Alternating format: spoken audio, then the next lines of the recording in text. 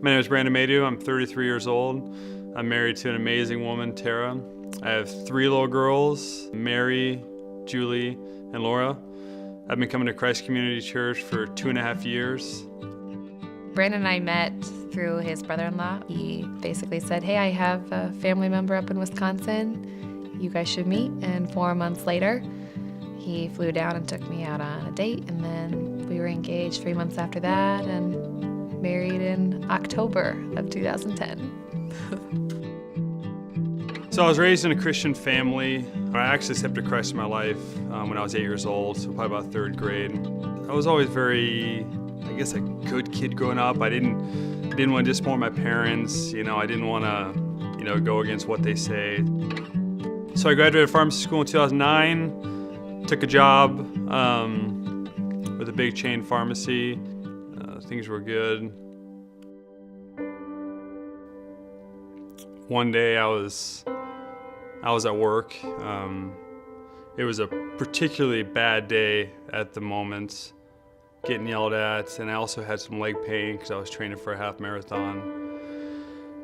And for whatever reason, can't explain it, I decided it'd be okay to take some pain pills from a stock bottle at work.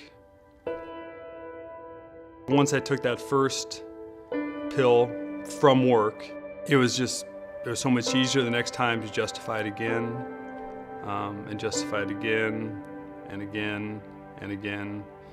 I tried to quit on my own, obviously, 1,000 times. What I did is I made these note cards up, and what these note cards, they had what would happen if I kept stealing from work and using drugs. And I would just sit there in the parking lot and just read through those and just try to get those suckers to stick.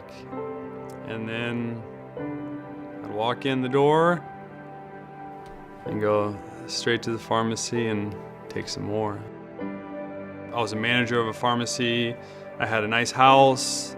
From the outside, I think it looked like I had it all put together. November 11th, 2013, I worked the morning shift, so like 8 to 5, and my relief pharmacist came in an hour early, and he says that the store manager wants to see you in her office. And at that moment, I knew what was going on.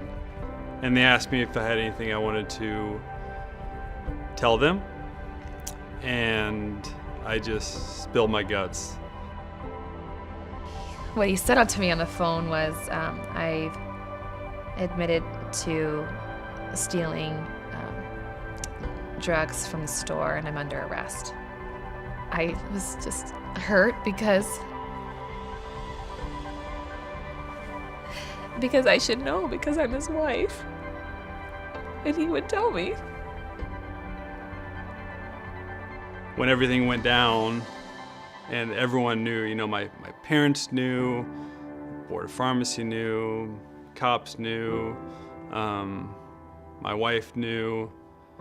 I was just, it was a big relief for me. I felt like it was hard when it happens because the first thing you want to do is kind of say, woe is me, like what, why is this happening to me? I didn't do anything wrong. And that's kind of how I felt. Like Brandon felt great. He's like, wow, this is so nice. My family finally knows my secret. For me, it was the opposite. It was this huge burden onto me all of a sudden in one day. And I was like crying one night in my bathroom on the floor, and I just felt God come over me, and he said, this is how I felt. This is how I felt. I didn't do anything wrong, And I instantly felt so sorry, like that's what our sin does. And that's how Jesus felt when he was walking to the cross, So when I got to treatment, and I had a Christian pastor on staff, basically said, you need to find God again. So I took my lawn chair, took my Bible, and I just quieted myself and listened, At that moment, God met me. And basically what he said to me was, if you turn your life over to me again, every part of your life, we'll get through this. And he said, I just want you back. It is Jesus Christ that is keeping me sober. He's the one that's gave me hope. He's the one that gave me strength. And he's the one that got me past my addiction. It doesn't matter what you're going through. Like, it doesn't matter what you have, what secrets you have, or what struggles you have.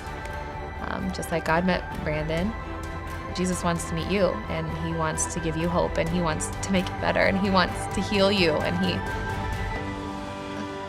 he wants you.